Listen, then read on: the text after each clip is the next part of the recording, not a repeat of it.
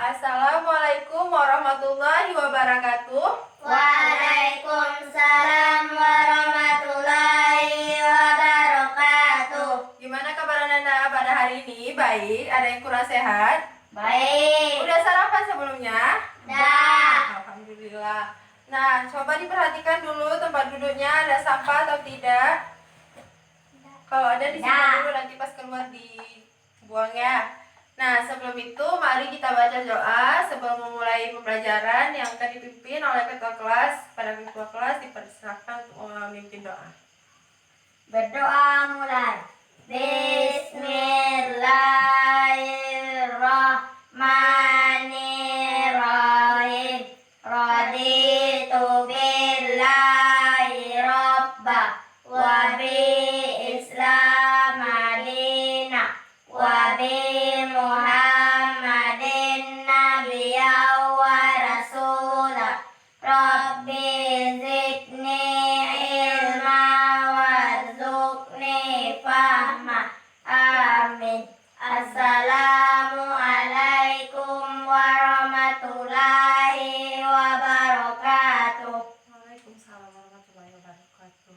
Semoga dengan pembacaan doa tadi, kegiatan pembelajaran kita pada hari ini dilancarkan oleh Allah Subhanahu wa taala. Nah, selanjutnya Ibu akan mengabsen Ananda dulu untuk mengetahui ya siapa saja yang hadir dan siapa saja yang tidak hadir. Nah, Filbert Hadir. Kanza, Hadir. Grisel, Hasan. Asir. Hasan. Nah, jadi yang tidak hadir 2 orang ya. Nah, Ibu tutup absennya. Nah, jadi pembahasan kita pada hari ini yaitu tentang Umar bin Abdul Aziz, yang mana kita akan membahas tentang biografinya dan pola kepemimpinan yang dilakukan oleh Khalifah Umar bin Abdul Aziz dan kegiatan apa saja dan kebijakan apa saja yang dilakukan pada masa pemerintahannya. Nah, yang pertama itu kita akan membahas tentang biografinya dulu agar lebih kenal siapa Umar bin Abdul Aziz tadi. Ya. Nah, jadi tentang biografi Umar bin Abdul Aziz. Nah, di sini Ibu ada sedikit gambar, ada salah sebuah gambar dari gambaran dinasti Umayyah yang menggambarkan tentang keadaan sosial yang dapat Ananda imajinasikan. Beginilah kira-kira kehidupan pada masa tersebut. Ini ya, yang mana ini ya Umar bin Abdul Aziz. Judul yang akan kita bahas pada hari ini.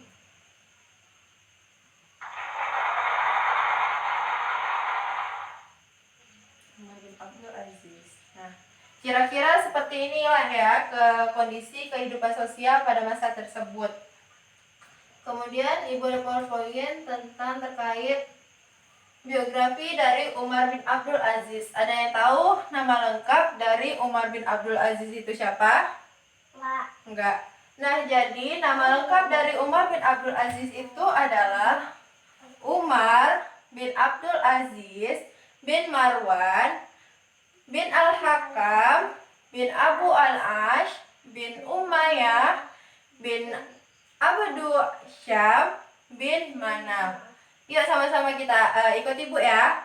Jadi nama lengkap dari Umar bin Abdul Aziz tadi adalah Umar bin Abdul Aziz bin Marwan bin Al-Hakam bin Abu Al-Ash bin Umayyah bin Abu Syam bin Manaf. Nah, iya, jadi itu nama lengkap dari Umar bin Abdul Aziz atau khalifah yang memimpin dinasti Umayyah, khalifah ke-8 yang memimpin dinasti Umayyah. Nah, selanjutnya tahun kelahiran dari Umar bin Abdul Aziz. Ada yang tahu pada tahun berapa? Ada baca-baca di rumah terkait judul kita pada hari ini? Awal 61 Hijriah. Nah, iya benar Kanza. Jadi kelahiran atau Umar bin Abdul Aziz ini lahir pada tahun 61 Hijriah di kota Madinah Al-Munawwarah pada masa kepemimpinan Yazid bin Muawiyah. Nah, iya, jadi itu ya. Ibu tulis dulu poinnya ya. Tolong nanti siap Ibu sambil Ibu nulis kalian menyatat ya, Nanda nyatat.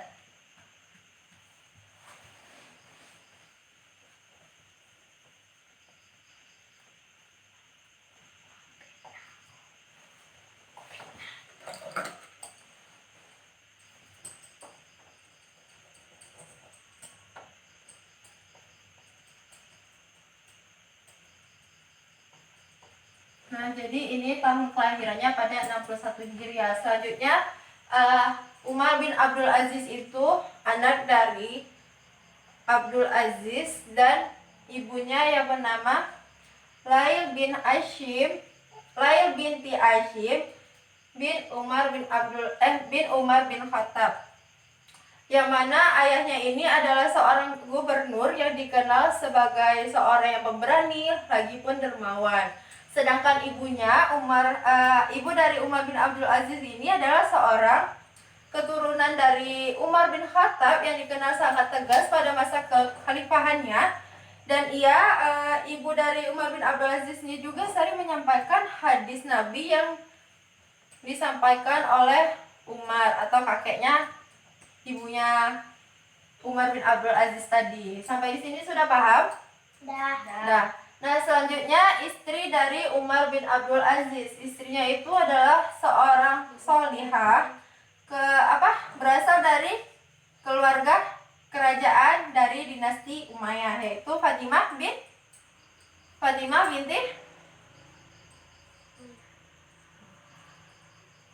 binti Abdul Malik.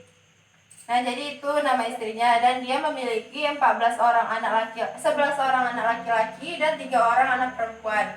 Dan Abdul Aziz ini wafat pada tahun 101 Hijriah pada usia 40 tahun. Nah, iya, jadi pada usia 40 tahun Umar Abdul Aziz ini menutup usianya. Sampai di sini sudah paham terkait biografinya? Sudah, Iben? Nah, selanjutnya kita masuki kebijakan yang dilakukan Umar bin Abdul Aziz pada masa pemerintahannya, pada masa kekuasaannya. Yang pertama itu ada bidang agama, yang mana bidang agamanya itu dia menghidupkan kembali nilai-nilai Al-Quran atau ajaran Al-Quran dan Sunnah, yang mana sudah banyak pada masa sebelumnya itu sudah banyak ajaran-ajaran Sunnah atau Al-Quran itu telah dilupakan oleh masyarakat, sehingga pada masa Umar bin Abdul Aziz inilah dihidupkan lagi ajaran-ajaran agama Islam tersebut sesuai dengan Al-Quran dan Sunnah. Kemudian pada poin keduanya yaitu mengadakan kerjasama dengan ulama besar, yang mana tujuannya itu untuk membicarakan terkait hal-hal agama, dan mereka mendiskusikan atau saling mengingatkan terkait hal kematian maupun hari kiamat, dan di situ mereka sama-sama merenungi akan perilakunya. Kemudian pada poin ketiga yaitu menerapkan kembali hukum syariah Islam secara serius tanpa ada disuap ya kalau misalnya masa sekarang. Kemudian yaitu pembuktian hadis, yang mana memerintahkan Imam Muhammad bin Muslim untuk membedakan yang mana mengumpulkan hadis dan membedakan antara mana hadis yang asli dan mana hadis yang palsu. Kemudian pada bidang agama sudah ya, terkait bidang agamanya.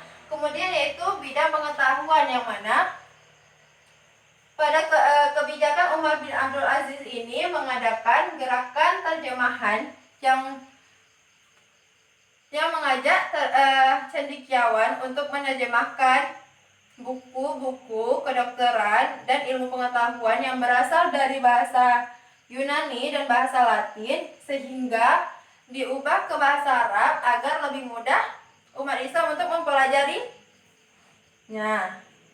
Nah, jadi dengan bahasa Arab tadi itu umat Islam lebih mudah membacanya daripada bahasa Yunani. Kan tidak semua umat Islam pada masa itu memahami bahasa Yunani dan bahasa Latin tersebut.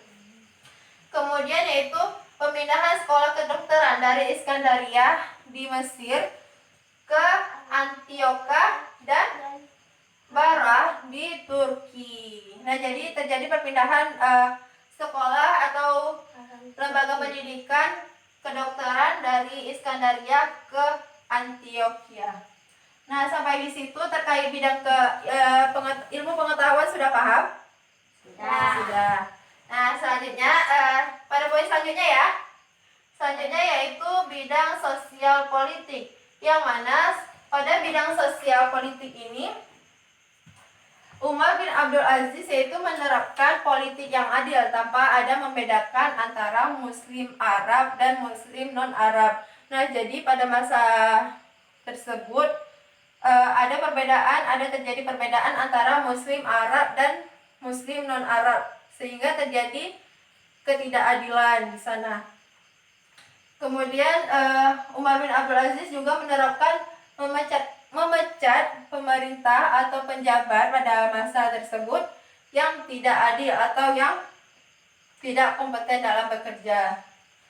Kemudian dia meniadakan pengawal pribadi yang menurut Umar bin Abdul Aziz ini tidak perlu diadakan. Selanjutnya yaitu tentang bidang ekonomi, yang mana pada masa Umar bin Abdul Aziz ini mengurangi beban pajak agar tidak menjadi masalah baru nantinya ya. Kemudian membuat aturan mengenai timbangan dan takaran. Selanjutnya menghapus sistem kerja paksa dan memperbaiki pertanian, irigasi, pengairan, dan jalan raya. Selanjutnya yaitu tentang bidang militer. Nah, jadi pada bidang militer, Umar bin Abdul Aziz ini tidak terlalu terpaku pada pengubahan bidang militer yang ada pada masa tersebut, karena dia lebih fokus terhadap urusan dalam negeri seperti perbaikan jalan, perbaikan terkait tadi masalah hukum syariah Islam, menegakkan ajaran Islam sesuai dengan Al-Quran dan Sunnah, dan lain sebagainya. Dan jadi pada bidang militer Umar bin Abdul Aziz itu tidak terlalu menaruh perhatian. Nah, jadi yang terakhir itu terkait bidang dakwah dan perluasan militer.